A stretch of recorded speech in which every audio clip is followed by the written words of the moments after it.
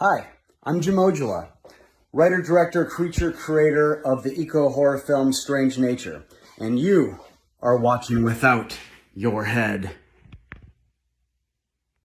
Well, welcome to the station of decapitation without your head. I'm Nasty Neal. I'm Treacherous Trista. We're joined by the fine people who made The Deeper You Dig. We have John Adams and Toby Poser. Thanks for having us today. Yes, it's good to have you guys here. So we're just talking about, you guys are traveling around right now. Yeah, we're in Wyoming. We decided to just kind of hit the road and work on our new film and see the sights while our kid is remote schooling, and it's pretty awesome. Yeah. Now, I know from the movie Deeper You Dig, you filmed it around where you live. So when you are traveling around, do you happen to see anything that looks cool and make notes, like maybe you would like to film something here? We are filming as we're traveling, so we're working on our next movie after The Deeper You Dig. It's a movie called Hellbender, and so we have already filmed about 6 months of work back in the Catskills, and now we're just doing about the last 40% of the movie as we drift around the United States. Anytime we see something cool, like yesterday we were in Yellowstone with the lava pits, and so we filmed a really great scene there. So We're kind of like drifting around looking at great locations. Is that how sometimes the stories develop? Is like you see something where you would be, or do you have it all, the whole script out, and like things fit in different places? Oh yeah, most definitely. We kind of rely on what is really cool outside our window when we can. Yeah, we have a really loose idea of what we want, but a lot of the time it's spontaneous because we're just three of us. We have the luxury of just shooting all kinds of cool shit that just happens. And, and John's very spontaneous. He'll say, oh my God, there's like a dead lizard on the road. Let's shoot it and put it in the scene. And so, yeah, we always are on our toes. Sounds very cool. By the way, the Catskills, I've been in the Catskills. Was it filmed anywhere near Hunter Mountain? Yeah, we're about, like, Hunter Mountain is just over one mountain range from where we are. So, yeah, it's that part of the Catskills. It's super beautiful, very stark, and we're from there, so the communities are used to us, and they really allow us to use the community at will, and they help us out, and we're accepted there. So it's it's a wonderful place, Roscoe and Livingston Manor, for us to be able to do our art. Yeah, because I have a Frankenstein monster in Hunter Mountain that I've been carving for over several years. I do a little bit every weekend. Well, not every weekend, a weekend out of the year. That's cool. So which town are you in, Tannersville?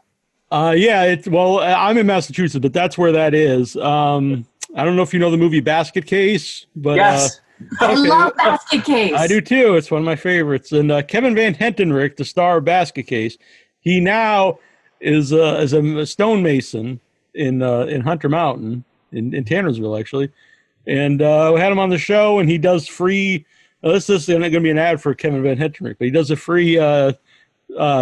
He trains people how to carve stone, and so he invited us out, me and my friend Annabelle, and we started carving stone. It's that's awesome. No way. That's wonderful. That is so cool. Whenever people ask us what movies do you think people should see, I always mention Basket Case. I'm glad. That's honestly one of my favorite movies. It is so kind of weird and trippy, and New York at that time is so kind of sleazy. It's beautiful. I agree. Yeah, that's something I bring up. I love the New York movies of that era because they are very gritty and sleazy, and the big and small movies like Taxi Driver and Basket Case, Maniac, all the Chud, all the movies from that era in New York. Very cool. So before we get too far, I guess, can you explain what the Deeper You Dig is about to people who aren't familiar yet? Well, my take on The Deeper You Dig is it's basically a triangle of something tragic, and the three characters on how they deal with this tragic thing that's gone down, and their point of view and their path to redemption or non-redemption. What do you think, Tobe? Yeah, on the surface, it's about a mother and daughter who live in a sleepy sleepy town, and a really kind of mysterious neighbor moves next door, and suddenly their lives collide tragically. The mother is a tarot reader, and she's been bilking, old vulnerable people of money. And then when her daughter dies, I think I can say that it's not really a spoiler. It's pretty early in the movie too. Yeah, she needs to get back in touch with her craft to see the signs that her daughter's trying to send her from the beyond. And in the meantime, the daughter is infiltrating her killer's life in kind of cool ways.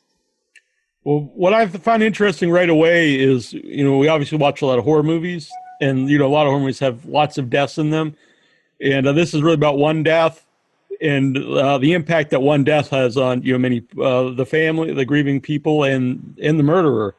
So even though it's only one death, really, it's more impactful than a movie that may have, dozens of kills.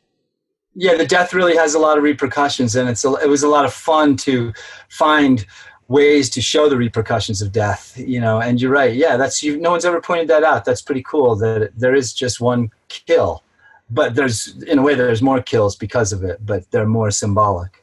Mm-hmm.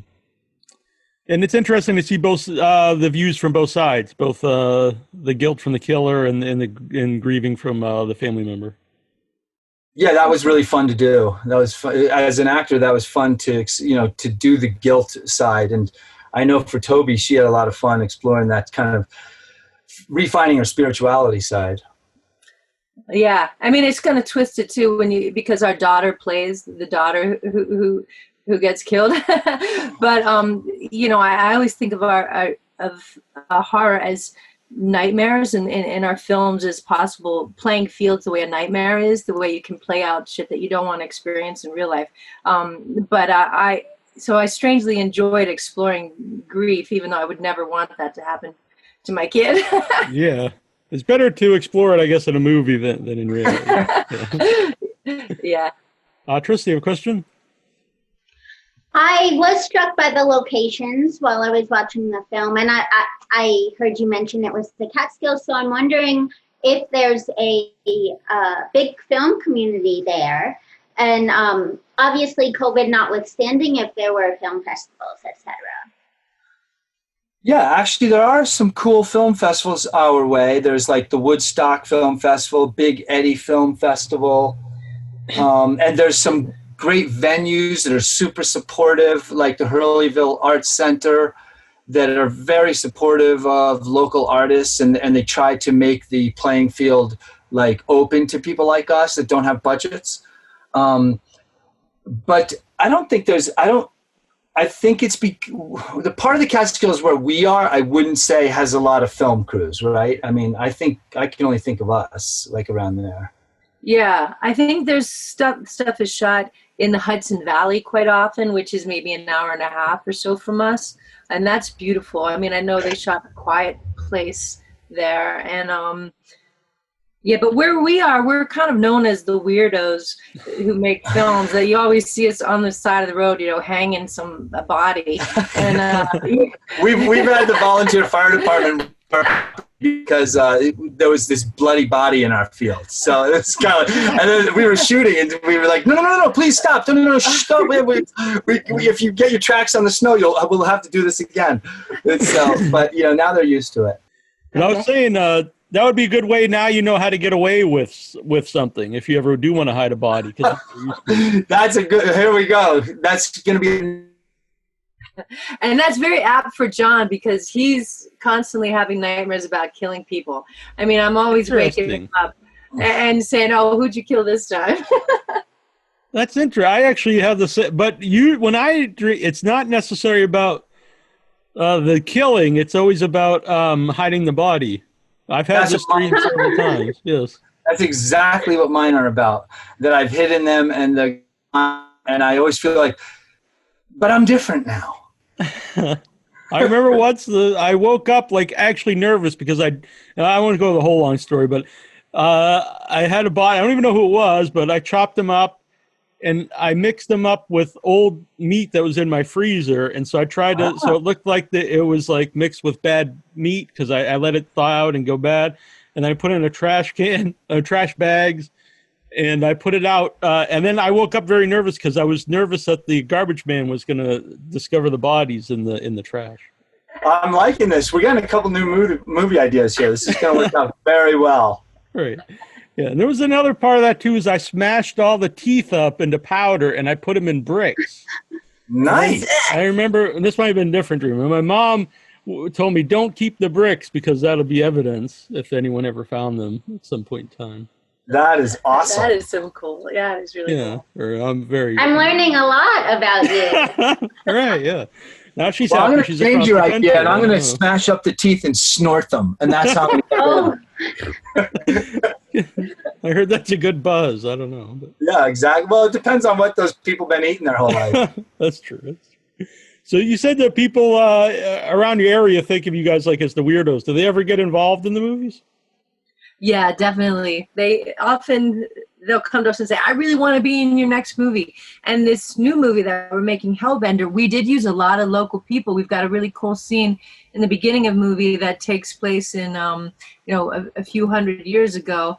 And we dressed up these women, maybe 10 or 11 women to look like they were from the 1600s. And we love using people that we know. Often we'll use people who've never even acted, but they're so right for the role. No actor could nail what they do. Well, we use people that just play themselves. So in The Deeper You Dig, the deli guy is actually the owner. His family owns the deli. The cops that come interrogate me are local cops. Who else is in? Oh, and the guy who sees us kicks us off the bridge or kicks her off the bridge actually lives right next to the bridge, and locally he's known as the troll of the bridge because even though it's a public bridge, he's always kicking everybody off because he thinks he owns it. Mm-hmm. So, I mean, we love to use people, and we just want them to play themselves, and generally people love to do that. These days we're getting more requests for, oh, could you kill me in your next movie? Which is pretty great. Yeah. I would think that would add some realism to the movie, even if the viewer doesn't know that that's, like the actual person. I think your brain knows. Yeah. My mom actually plays Mrs. Minsky, the woman whose tarot cards I read. And she's been in a couple of our films and she's just wonderful. And it's fun to be able to, act with people you love. Yeah. And, the movie shot so well, and it looks great, and it really made me feel cold while I was watching it. It was. We love shooting in the snow, though. The Catskills are incredibly stark, and they're very especially in the wintertime, you have those black trees and you have that white snow, and it really works with our storytelling, that black and white tale and that high contrast, and the coldness of the Catskills really shines through on film, and it's just perfect for The Deeper You Dig, especially. Trista, you have another question? I'm wondering about your inspiration for writing the film. You want to answer that one? It's kind of a mix. Like Toby said, I do have this recurring nightmare that I buried somebody, and people are gonna uncover them, and it's the guilt aspect of my dream that makes it a nightmare, actually. And so I wanted to make a story about guilt and about what guilt can do to you, like a telltale heart, and that kind of idea.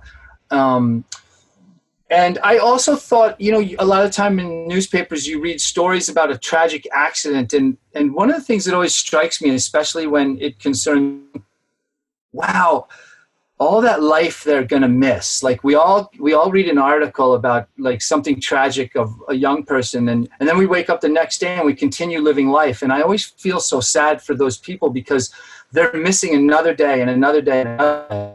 And I thought it would be interesting for the murdered child to say, no, I'm not going to miss another day. I'm going to come back, and I'm going to take back my days any way possible. And I think that was what was really fun about Zelda's character, was that she wasn't going to miss all those days.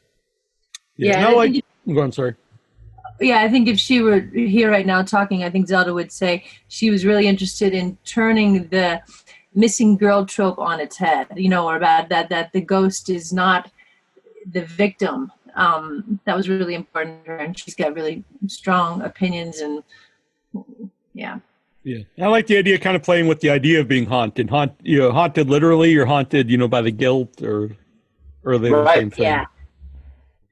Yeah. When did Zelda start to act? And was it something she wanted to do before you guys started making movies? Yeah, so our first film we made 10 years ago, Rumble Strips, and Zelda was 6 years old, and our older girl was 11. She was studying abroad in college, so she wasn't, you don't see her in The Deeper You Dig, but she's been involved in all our others. So they started at 6 and 11, and Zelda she really took to it, and now not only is she really kind of cool on screen, but she's now really adept with the camera. She shares the DP role with John for this film and the next. She's just got, so I mean, she's kind of like a quadruple threat now with her acting and her shooting, and now she's co-directing. But she did start at 6, and she's been in all 6 of our films. Yeah. When did the idea come about, like, we're going to make movies? It came about because basically Toby was an honest, hardworking actress, and as she grew a little older, the industry kind of stepped back from using her because they have zero comprehension of how beauty and age continue. Do you know what I mean? And it's like, and so as those roles kind of shrunk, she became frustrated, and Toby's a great writer, and I had been on a TV show out in Los Angeles, and I watched the production process, and I was like, Toby, why don't you write something for yourself? Like, you're such a great writer. So she wrote this movie, Rumble Strips, and we bought an RV, and we hit the road, and it took us a year, and we filmed it at a restaurant. We all want to do this. And by the end of it, the answer was absolutely. This is so fun. And then it was released, and we went to festivals, and we were encouraged, and even though sometimes we got our ass kicked by critics, and we were mostly encouraged, and we just fell in love with the process. And now the family, it's just part of our life now. Really, you can't really take it away because it's just a part of our life now. Did you have any background in making movies? No, none of us did. But I was on a show called Rock and Roll Acid Test where I really found a lot of companionship in the production side, like the guys who were doing the sound, the guys who were filming, the producers, the girls who were filming, the girls who were doing sound. And I really enjoyed learning from them. And I got to see that at that time, 10 years ago, technology was changing where somebody like me who didn't rise through the industry could buy good equipment and have a good fighting chance to make quality art. Mm-hmm. When you start to do that, like you said, you worked on something. So do you learn just kind of the basics being on set? Or was there anything like you would watch online or anything just to get the idea of what you're doing? I mean, I was on a lot of sets as an actor. And so you can't help but it's like osmosis. You just pick up stuff all the time. And for me in particular, reading a lot of scripts, I am really interested in the writing angle. I've always learned a lot from reading them and then seeing how they were done on screen. And also now as a co-director, how people were working with me, what I liked or didn't like. And there is a certain way that I like to go into directing too, that is all taken from my experience working in theater and then in television and film. Trista, you have a question? Toby, you touched on some of the gritty New York films that you like, but I'm wondering if you guys are horror fans, and if you are, which are some of your favorite horror films? Yeah, I'll tell you off the top of my head, I love The Witch. Is one of my favorite films. I always mention Basket Case because it's so trippy. I only saw it maybe 3 years ago. Was my first time seeing it, and I kind of just fell in love with it. I like films that have a really psychological bent. So like Babadook is that's a real mainstream horror film that I like, because sometimes people will say, oh, it was so scary. And I always want to say, oh, but it's about so much more than that dude on the ceiling. For me, what's intriguing about films like The Witch and the Babadook is what's going on how are these women are being suppressed or repressed, or in the case of the Babadook, it's about a mother, and I'm a mother, and all the terrors or frustrations and fears that come with being a mother, and that she might actually be a monster and sometimes want to kill her kid because the kid's so, annoying. Those are two that came into head for me. You want to? Just real quick, before I think that's a point that people miss a lot about the Babadook, because I see people who say that the kid is annoying, and it's like that's kind of the point of that character. If he wasn't, the movie wouldn't really work. John, I'm sorry. I love Let the Right One In too. I mean, I guess do too. Yeah. I guess I'm interested a lot in children and parents, and I'd recommend the book if you've never read it as well.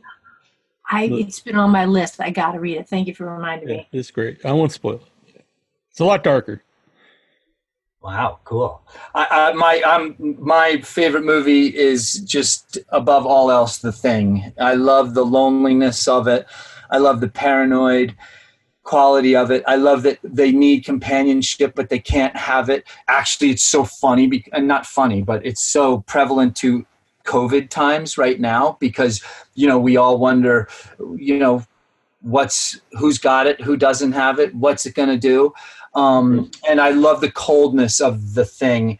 And I think that John Carpenter, they made that after Escape from New York, right? Yeah.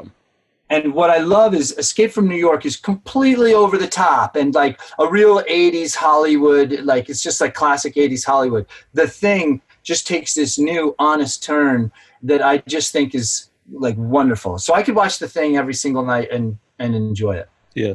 To me, that's like almost a perfect horror movie, because it's got the blend of great effects. The monsters are really alien, they're weird looking, and the performances are so great. So there's you can like it on any level. It's interesting you said, because sorry to interrupt you, but when it first came out, it wasn't a hit and people really didn't like it, but now it's considered a classic. I remember I loved it as a kid when it came out, but I loved it because of the gore. I loved the spider head hits the floor, and I was like, I love it. But as I've grown older, what I really love is the interior of each character. It's so wonderful. Yeah, I agree 100%. And it's fitting because it's cold, like your movie.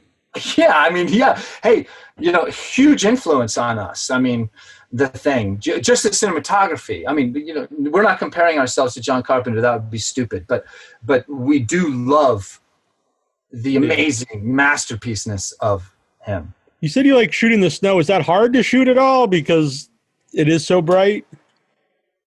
Well, I think so. It's too bad Zelda's not here, because Zelda and I, we did a test run. Like, we made a movie called The Hatred that came out on Arrow with The Deeper You Dig, the Arrow release. And The Hatred was kind of a test run. Zelda and I wanted to make a horror movie. We wanted to see how hard it was to shoot in the snow, what it was like to shoot violence and stuff like that. And we fell in love with shooting in the snow. In fact, we found it far easier than shooting in summertime with leaves and the sun and all the other elements. What's great about shooting in the snow is, like I said before, you have black and you have white, and you just need to capture it so that neither is pushed too far. The only issue that we ran into is sometimes it just got too damn cold. But generally we made it. We did find that when you shoot in the snow, as soon as you pour blood on your body, you get frozen really fast. All right. I will keep that in mind. Someone's knocking on our RV. Yeah. While he's pizza here, huh? Yeah. I wanted to mention, we watched recently, again, Raw, and that's a great film. You guys know that film, Raw? Is that a cannibal movie? Am I thinking of a different movie? Yeah. I think it's from Belgium or France. Sorry, I don't know. We're in the middle of nowhere, and someone just knocked on our RV. Yeah, right. About that. Yeah. What are your favorite horror films? Trista, what's some of your favorites? Child's Play is one of my favorites. I think it was the first movie I ever saw. And then I worked with Brad Dourif, which was very special for me. That's cool. Thanks. And Psycho, I'm a big Hitchcock fan. Rosemary's Baby, Polanski notwithstanding. Neal? Well, Psycho, I have a big Norman Bates here, but yeah, Psycho's always one of my favorites. I like the old Universal monster movies, Frankenstein, Invisible Man. The Thing was mentioned. It's weird because I like things that are considered classic, but I also love Basket Case, and I don't even, I like them really equally. And like, would I say Basket Case is a better movie than Psycho? Or no, but I enjoy them both, but they're much different movies. And I love Creep Show, which I have over here, because it was the first, like Trista was saying, it was their first horror movie. Creep Show is the first movie my mom bought me on VHS, and so that has a special place. But I also just like it because it's a fun movie, and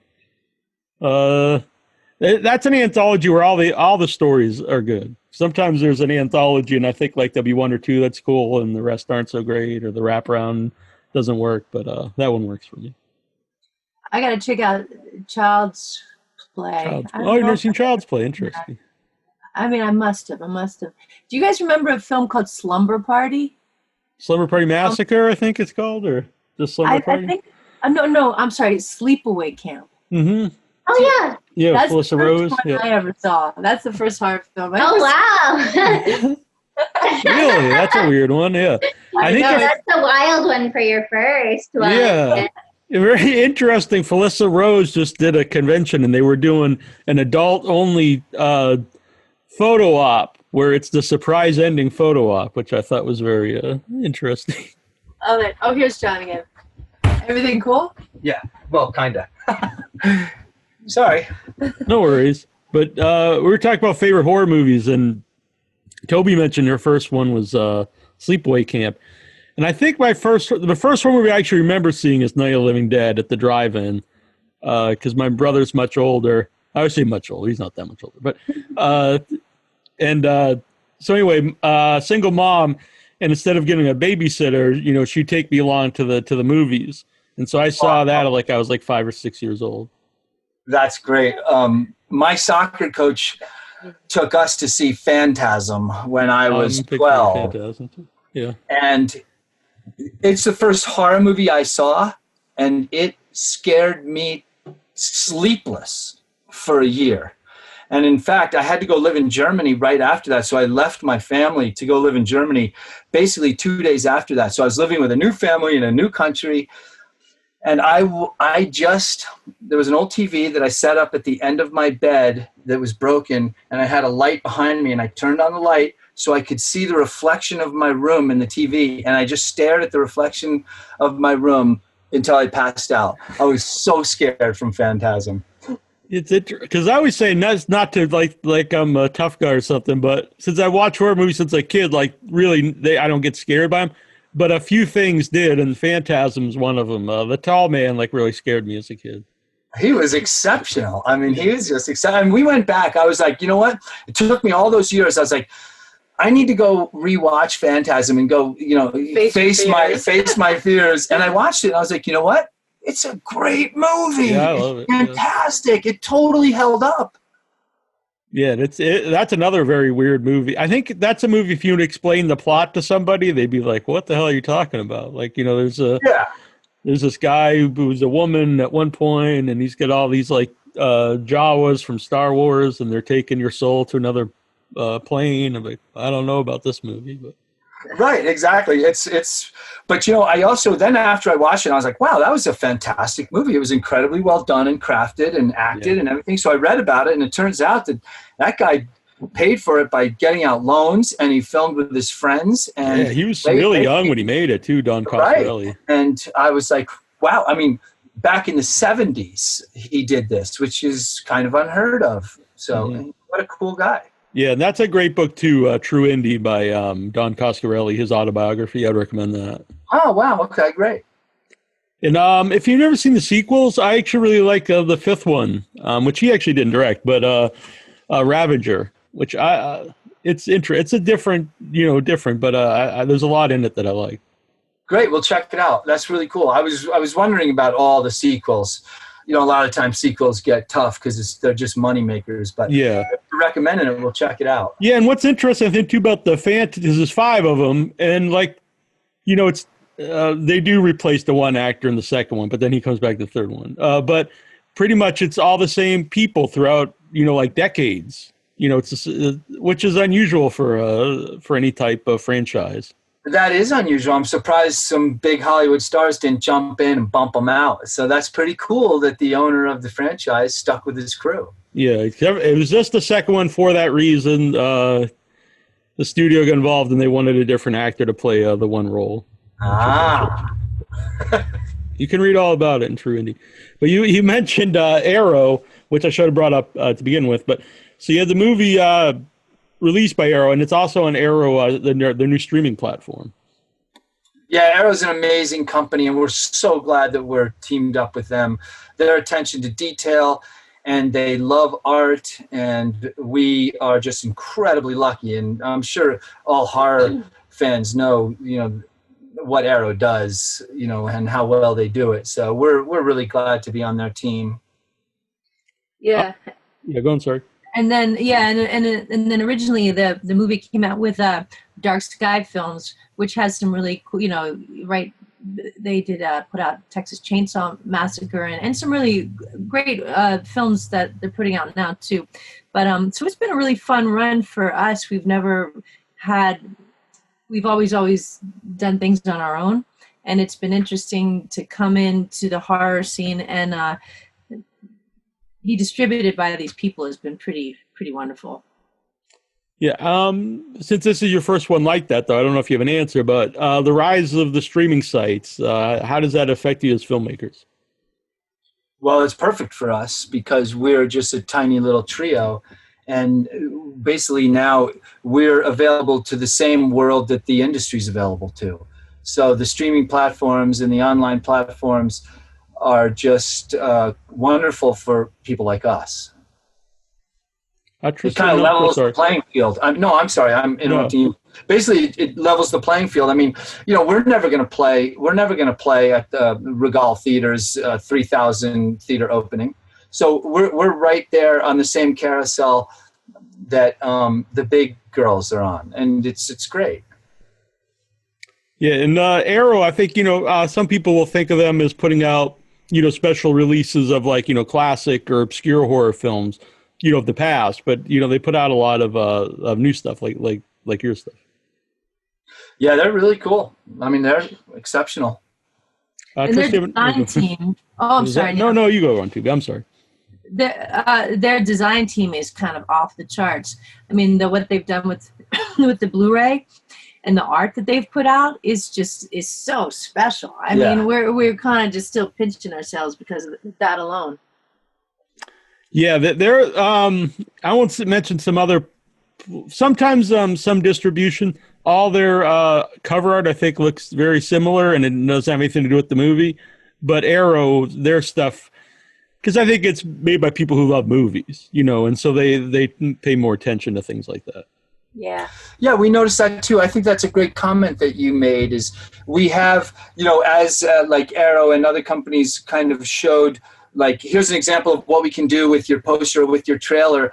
We really noticed, wow, Arrow's like kind of love, I keep saying art, but what they really concentrated on the art. Do you know what I mean? And you're right. You see, now I really look at different movie companies and I look at all their posters to see, like, well, what do they do? What do they like? What's their theme or their, and you're right. Like,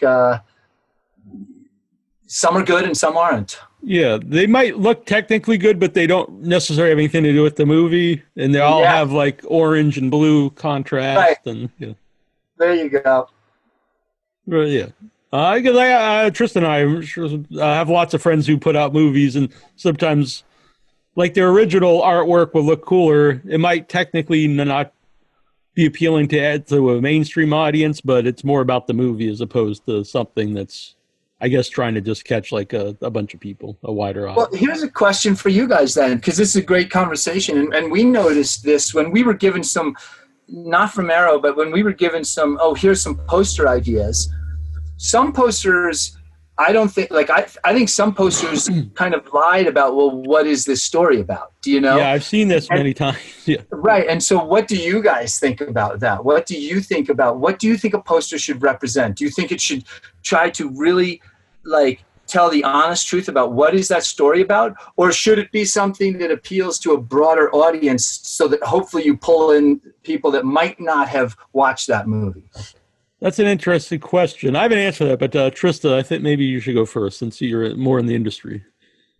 I mean, I'm an artist, not a salesperson, so I would want something that reflects the work. But obviously, that's not someone who's someone who's super interested in branding is going to say. Yeah, I was going to have a similar thing. I think it depends on like what you're going for, and maybe you could find a happy medium where it still represents what you're putting out, and still would appeal to a broader audience. But I think the thing with some of that is maybe you're not your movie specifically, but someone's movie might not appeal to that audience that you're trying to capture with the art. So what exactly you're doing, you might sell some, but if they feel like, hey, I bought this thinking it's this mainstream movie and that's what I'm doing, and it's not, are they going to buy anything else from them? So I don't know if maybe short term it helps some way, but I don't know if long term it's even the smartest thing to do. I think you're right. I think both of you are right. I think you go with the art and you go with the truth, and you hope that, you know, your following is solid, and, you know, you don't try to, because it kind of pisses people off. Yeah. You know, when they're like, oh my God, this looks like a great slasher movie, and then it's a slow burn, right, and they're pissed, you know, and you kind of don't blame them, you know. I'll bring up this movie because I brought it up actually to the director, and that's The Man Who Killed Hitler and Then the Bigfoot. And I love the movie. It's my favorite movie at Fright Fest I went to that year. But I went in thinking it's going to be a very silly movie by the title, and it's not. I think it's actually a really beautiful movie, and which is fine by me because I like silly movies and I like more serious movies. But I think it puts off people that would actually really like the movie, just the title, because they're probably not going to watch it. And people that go in really loving that title might not like the movie because it's not like this silly film. So I don't know. I don't think it's the best title for the movie. Yeah, that one threw me because I expected one thing and saw the other. Yeah. It was a really cool movie. But you're right. I went in thinking one thing. I was like, "What is going on here?" You know. Right. So yeah, that's a good throw out for a great piece of art. Like, you know, that was a great piece of art. Right. Yeah, and there was another one. I won't mention this one, but there was one at that same festival, and I thought it was a really interesting movie. And then a company put it out, and they sold it as a monster movie, and there technically is a monster in it, but it's nothing like the art suggests. In a way, it's kind of like Deeper You Dig, where it was more metaphorical about not necessarily guilt, but, you know, like an emotion coming through and, you know, becoming a monster, and is it real or not? But they just billed it straight as a monster movie. And I would think if, you know, you went in thinking you're watching this fun monster movie and it's absolutely nothing like they were promoting it. Yeah, that's tricky. How about the name, though, Deeper You Dig? Is it hard to come up with a name for your movie? I think we bandied around a bunch of names. I kind of was really sold on that one from the get-go. I just felt like in my heart that it represented the deeper, that it just really represented the film well, that the deeper this guy buried his guilt, the higher this presence, the ghostly presence and revenge was going to rise. Yeah, I think that Toby came up with that title, and it just stuck. I think once, I can't remember our other titles anymore. We had some working titles. I even think one of them was called The Guilt, because I have a hard drive that says The Guilt on it. And when Toby came up with that, it just was like, you know, it's like a good edit. When it's a good edit, it's a good edit. Yeah. I think it really captures the movie and also doesn't give away too much. So, you know, too much. And it's an interesting title. You know, it's not just like a throwaway title that doesn't really say anything. Good. If I came across a hard drive called The Guilt, I would. Yeah. That's a movie in itself, isn't it? No, I like that.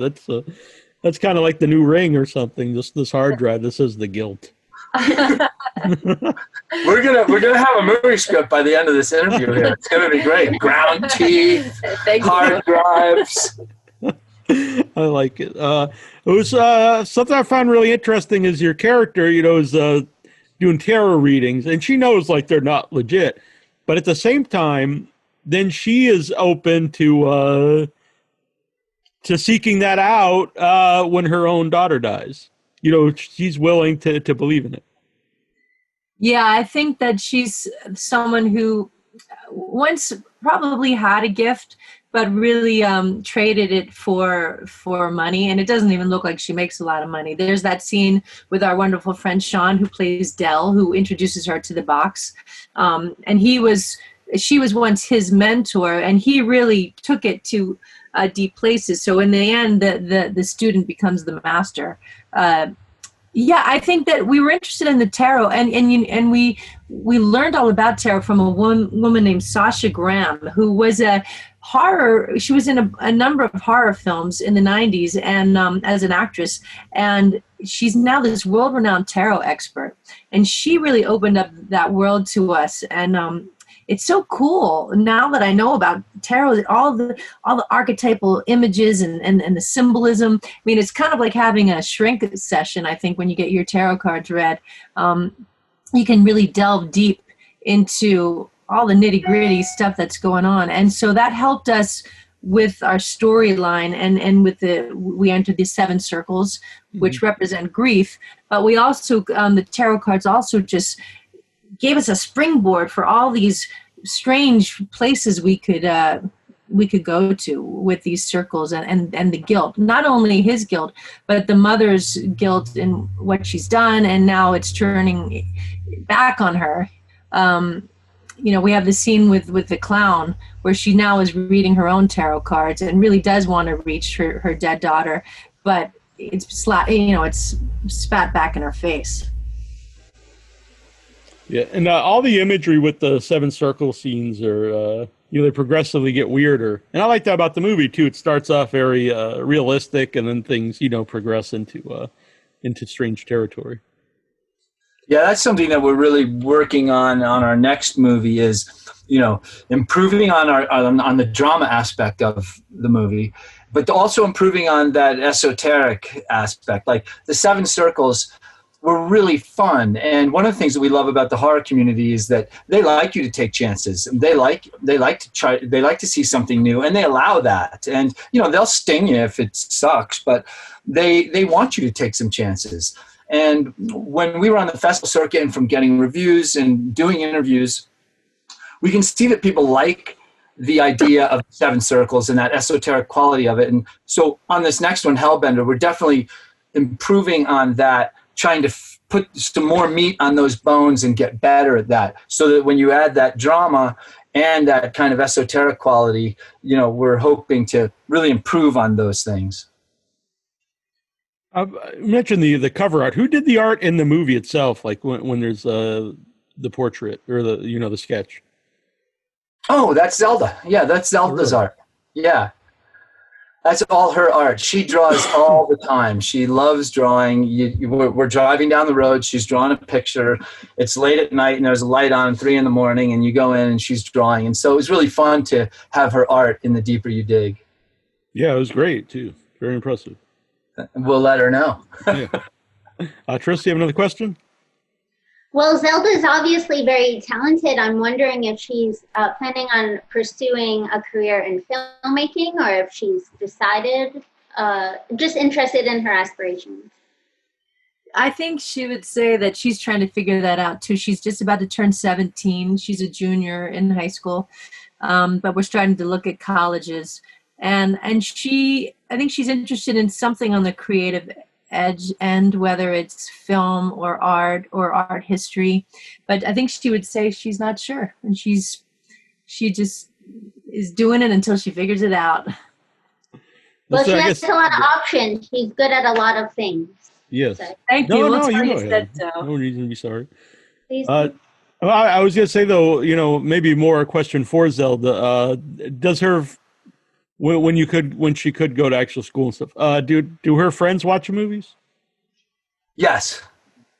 Yeah, they're super supportive of her. But the thing is if she was sitting here with us, you'd see that Zelda's very soft-spoken, and she is not, she's not the person who walks into the room and explodes the walls. So people love that this quiet girl is, hacking people up in a movie, and it's really fun. It's fun for her. Yeah. Have the people that were in the movie watched it? The different people in town? Yes, everybody. Yeah. Well, we had a local showing at Nice. for everybody because we're all from the same town, and we had a great night, and it was super fun, and we a great theater in Callicoon, and they all enjoyed it. I think, it's funny, people who aren't actors. One of the comments we got, I think, from one of the police officers was, "Wow, I can't believe how much editing goes on." meaning he worked for like 4 or 5 hours and shot so many different things in so many different ways, and then it's 2 minutes. He's like, I thought I'd be in here for 4 hours. Right, I thought I was Let this movie just about me, right? So it's very funny for people who don't do it when they realize, like, oh my God, just for that we worked so hard. Yeah. Well, by the way, who does the editing? You do your own editing? Well, I do all the preliminary editing. So we shoot and we go home, we throw it on the computer. I do rough edits because we need to know whether we need to go back to that place and reshoot. So we do some very quick edits to see whether I got everything and whether we like everybody's acting, and then I zero in on the things. And basically, when I'm about 80% done with the edit, I get Zelda and Toby to sit down, and that's when we really, really cut it to pieces. Is that an easy process? Because I always think it'd be hard to edit my own stuff. Is it hard to edit? Especially your family. Like, you don't want to cut your wife out of too much or your daughter. Well, I think at this point we're all very objective about it. I don't think it's hard. I think it was hard in the first movie because especially with myself, because who I am and who I thought I was and things like that were confusing. But at this point, no, it's more about, I think that the edits really just, the good ones rise to the top and the bad ones fall away. And then the minor details it's great that's when I really, really need Toby and Zelda to be sitting there, because they definitely put the shine on it and get rid of any excess stuff. Toby has the best philosophy that she learned somewhere. What was it that you learned? I was at a film festival and I was doing a seminar on editing, and someone said, "Oh, it's the old get in late and get out early," and that really kind of works. And because you really cut to the meat of the scene. I think when we first started making films, we were so enamored of the process that we would keep something just because we liked it, or we liked where it was shot, or it had a great memory. Now we always try to serve the story. Yeah. That's something I always think about. I always think if I was editing, I mean, I've edited stuff, but not like movies, but more like the memory of making it.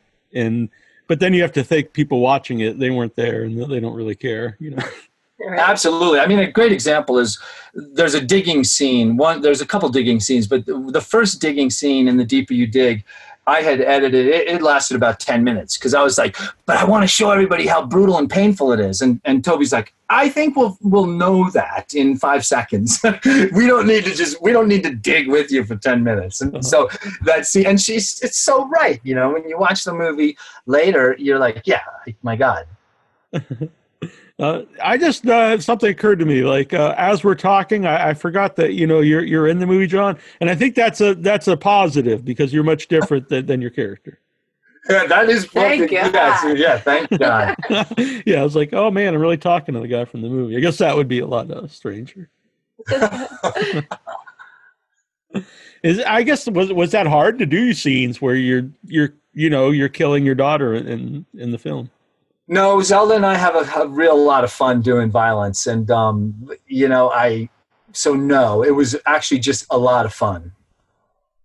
Definitely, there's a bit that it's a game when you're making movies, and we just wanted it to be as honest as possible. And in fact, that was the only kind of like creative argument that we had, which was how violent should the killing be. And Zelda and I voted more violent. And so we actually had to go back and do a little more violence for the initial killing, because Toby was like, this shouldn't be this violent. It's too painful. And I was like, yeah, but it's fun. Don't worry about it. We need it to be, that's what people want. They need some good violence. So, no, it's fun. Mm-hmm. I think it works in the movie too. It shows, Thanks. how horrific what happened was. Yeah, you need to hate this guy.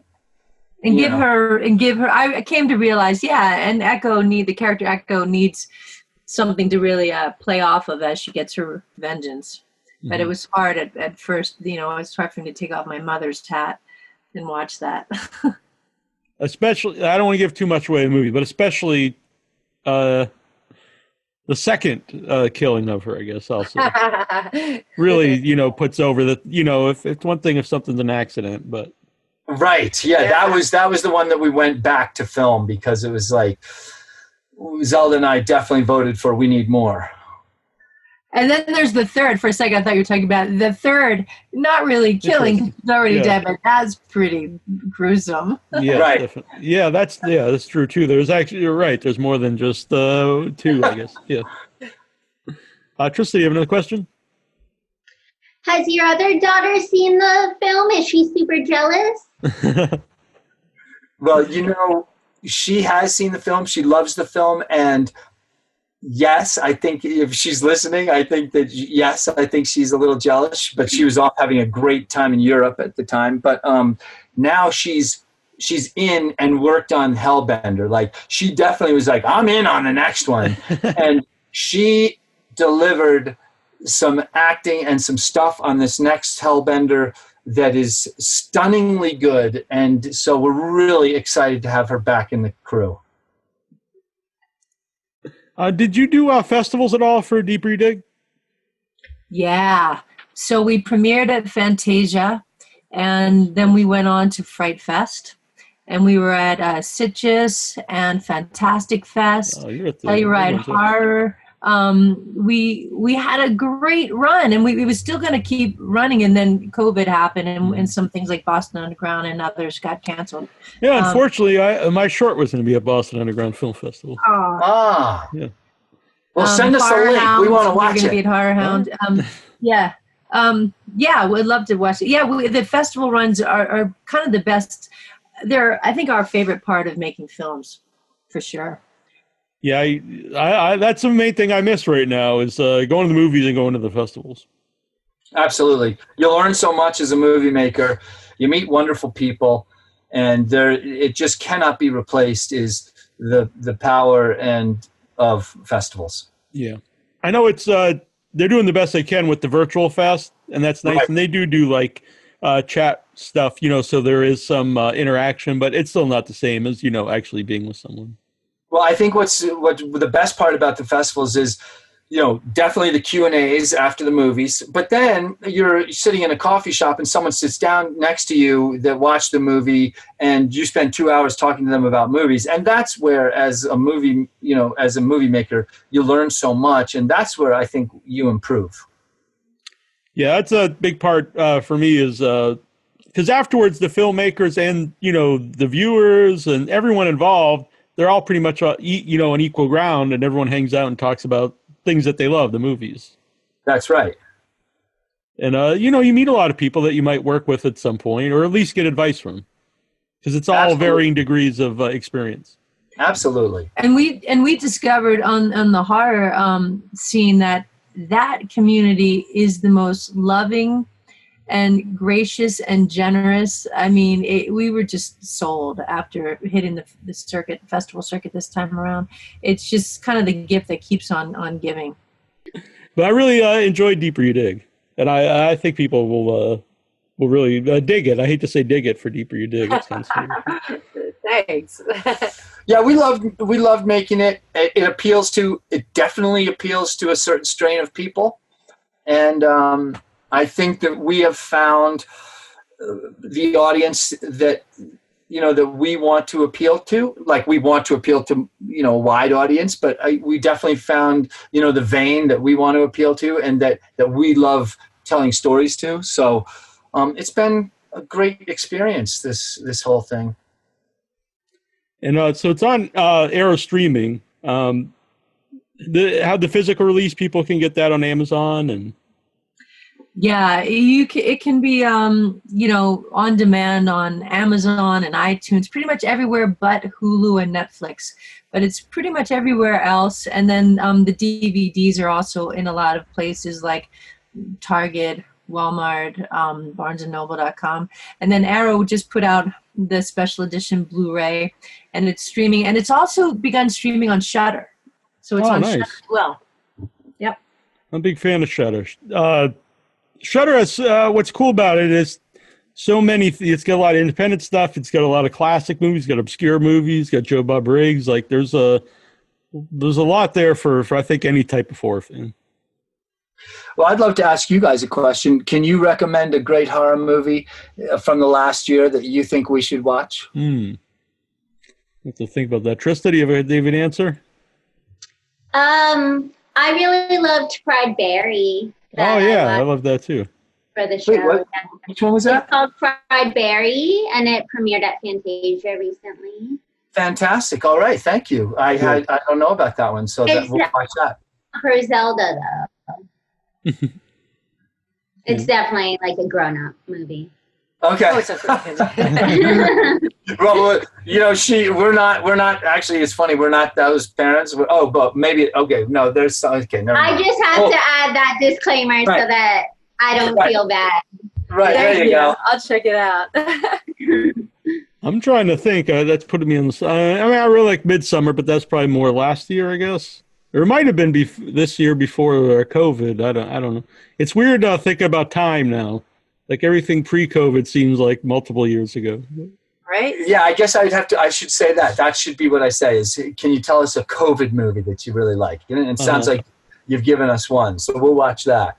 And I loved Midsummer. We both loved Midsummer. Zelda's a big fan. She loved Hereditary, and I think she liked Midsummer too. She's a big fan of.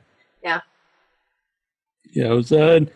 That was one of the last movies I saw multiple times at the theater because they put out the extended one, so I went to see it again, Midsummer, and that was a movie that really plays well seeing on. I think all movies play well seeing on the big screen. Absolutely, yeah.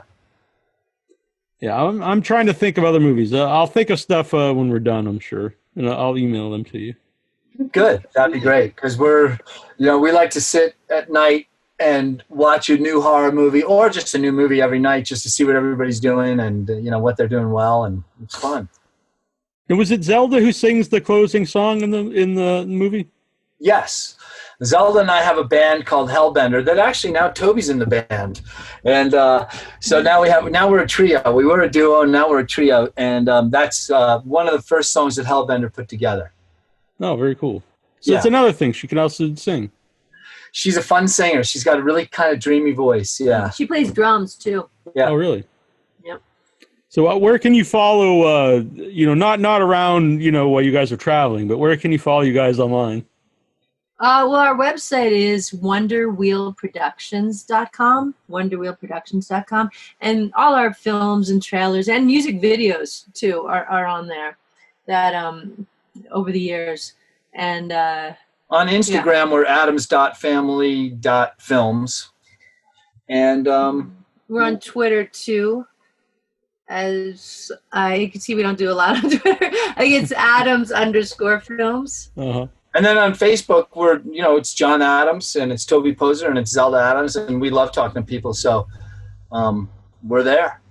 All right. So if you get a friend request from Nasty Neal, I would avoid it.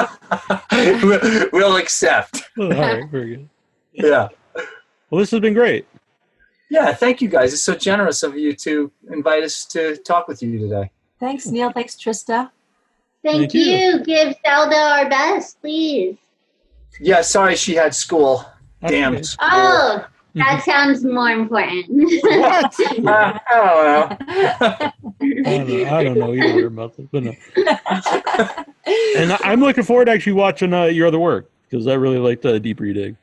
Oh, well, thanks so much. Yeah, really cool. The Hatred's really cool, and that John and Zelda and Lulu did to get together, and it's beautiful. The Hatred is basically one big dark poem, and that's what it was supposed to be. It's like it's about hatred, and it's a dark poem about hatred, and it was really fun to film. And Zelda and I had a great time doing that together.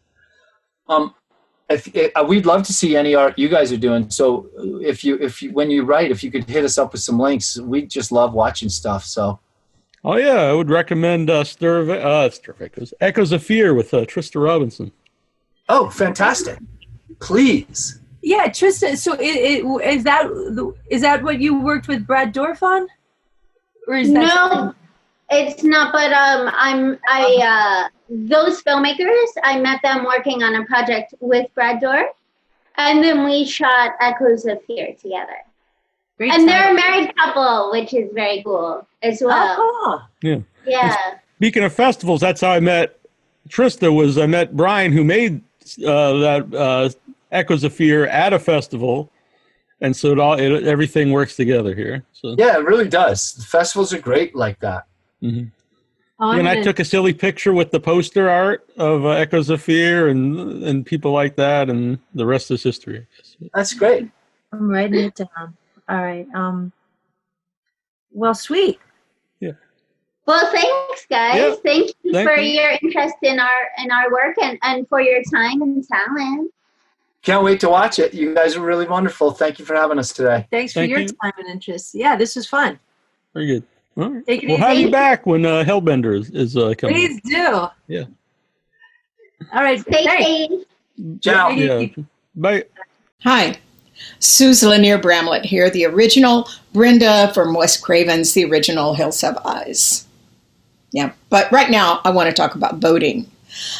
This is a picture of my dad. Now, he was neither a loser or a sucker, as Trump has referred to our servicemen and women who sacrifice their lives daily to defend democracy. Like John McCain, my dad was caught, captured, and tortured in World War II, fighting a vicious dictator who killed millions of people. Now, I don't know about you, but I've had it with this current administration. I would love to have a president who represents decency, someone who doesn't lie, someone who's not afraid to show his tax returns, someone who believes in science, not just padding their own pocketbook, and someone who wants to unite the people, not divide them. I hope you're registered to vote, and please consider supporting Joe Biden and Kamala Harris in this most important election of my lifetime, and probably yours too. Biden-Harris 2020. Thank you.